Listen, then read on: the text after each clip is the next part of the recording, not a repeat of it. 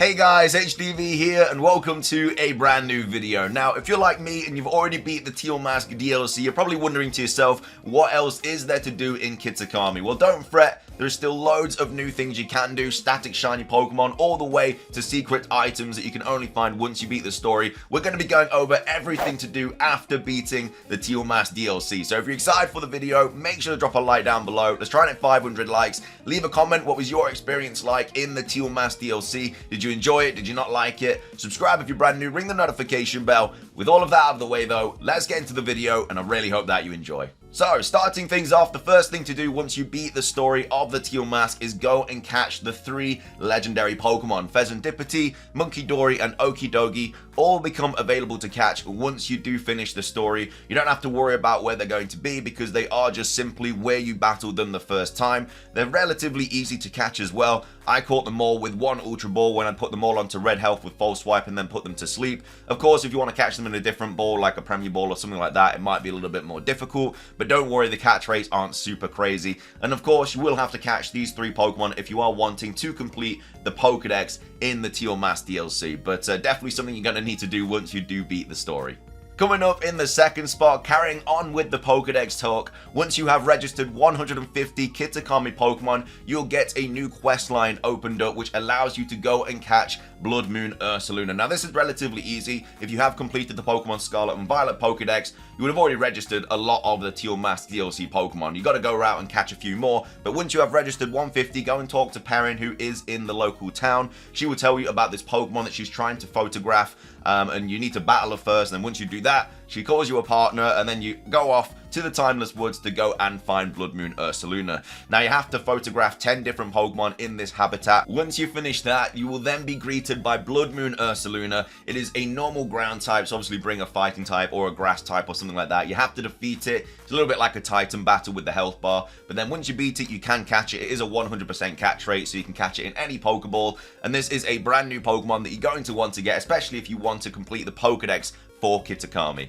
Coming up next in the third spot, we're still talking about the Pokedex because you need to complete that bad boy. When you do, you can go over to Jacques and he will give you a new charm. This charm actually gives you more Terra Shards from raid battles. This is very, very useful if you are into competitive and stuff and you need to change Pokemon's Terra types fast and easy. This is really, just really a useful item to grab if you are into that kind of thing. So definitely want to complete your Pokedex. There's 200 Pokemon to get. It's not the worst Pokedex to complete. There's not really too many difficult Pokemon to get. The worst ones are probably the trade evolutions, but of course Pokemon Home is out, so you can easily just transfer them all from Pokemon Home into your Scarlet and Violet game and then back if you want to. We also have the Discord in the description down below as well with a massive trading section if you want to join that. But either way, it's not the worst Pokedex to complete, relatively easy as well. Coming up next in the fourth spot is to get the static shiny Munchlax. Now this is relatively difficult, but basically what you have to do is in the new Ogre Ousting minigame, you basically have to get to level 10 on hard difficulty, and when you complete that, the lady behind the counter will give you a shiny Munchlax. She's basically telling you that you're skilled and stuff, and you're basically a really good gamer. But yeah, she'll give you this shiny Munchlax that actually has the crafty mark as well. So this is a level 1 static shiny Munchlax that is a pretty decent Pokemon to get. Shiny Snorlax isn't that bad, and it's a free shiny Pokemon, especially with the Ogre Ousting minigame as well. You can do it online, co-op, everything like that, so makes it a little bit more fun. It's a bit more of a thing to do online with friends and family and stuff like that. But yeah, definitely want to try and get to Ogre Ousting level 10 on hard difficulty. Beat that and you will get a shiny Munchlax.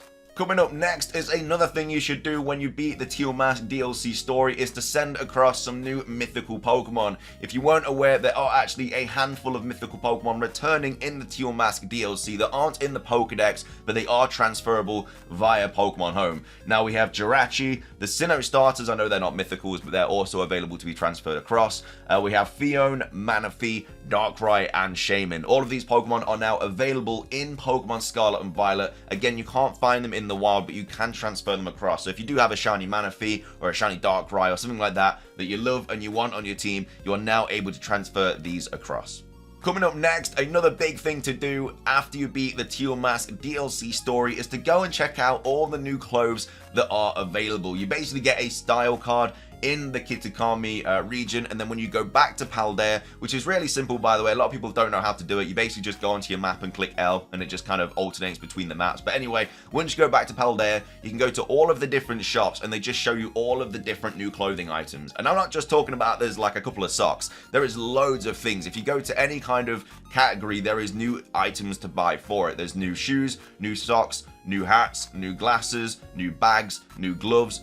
All of this stuff is now available to buy if you have completed the Teal Mask DLC story. I'm pretty sure it becomes available as soon as you get the style card, but you're probably going to stay in Kitakami until you do beat the story. So yeah, once you come out of there and you do go back to Paldea, for whatever reason, yeah, make sure to go buy the shops and stuff. There's also the boutique as well, where you can change your hairstyle. There's loads of different items you can now buy for character customization in Pokemon Scarlet and Violet once you do beat the Teal Mask DLC story.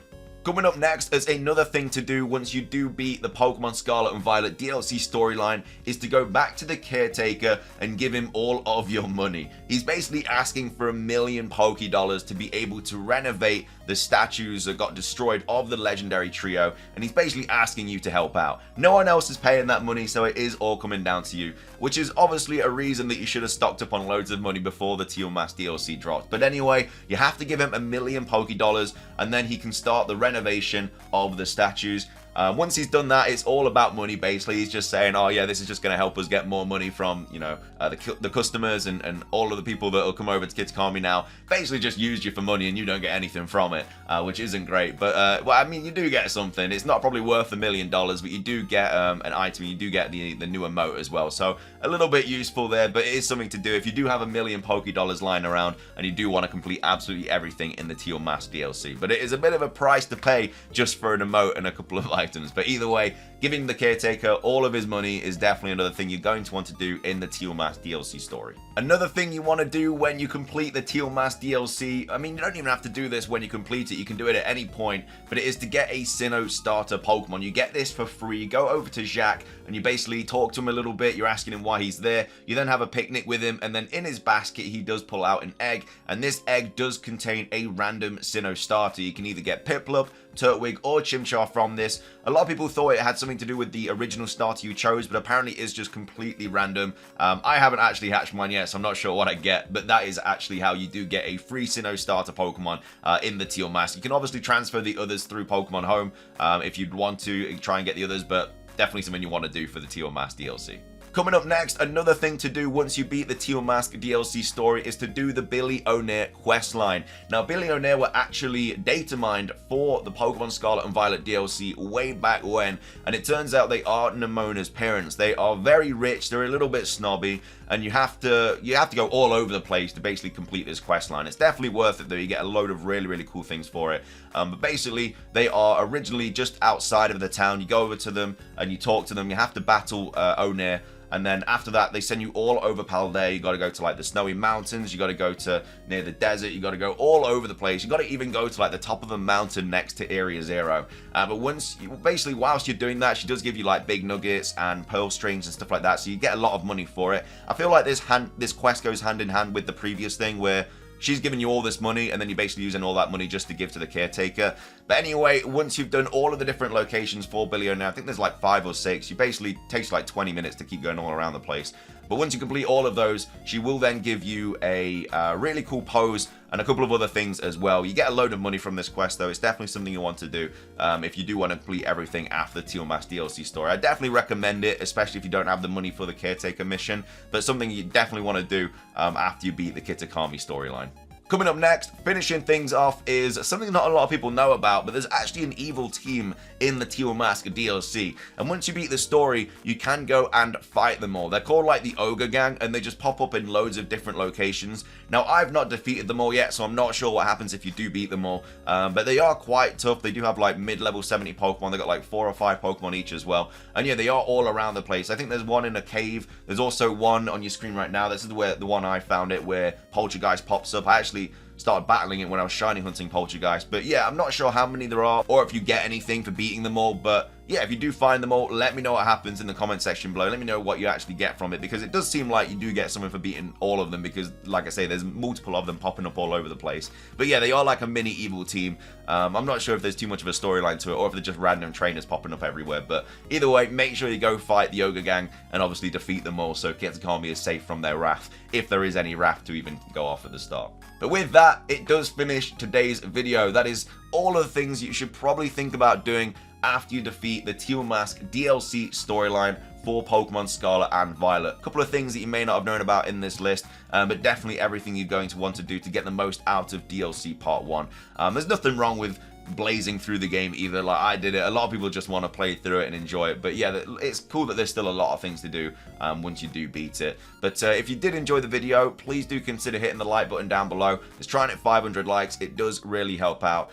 Leave a comment with your thoughts on Teal Mask. Did you like it? Did you not like it? I honestly think it was like a solid 8.5 out of 10. The music was really good. The storyline was really good. The new Pokemon were really good. Just a massive fan of this DLC. I'm really hyped for the Indigo Disc now as well. But yeah, let me know your thoughts on it. Subscribe if you're brand new. Ring the notification bell. It's going to be everything from me though. Have a fantastic rest of your day. Thanks again for watching, and until next time, peace.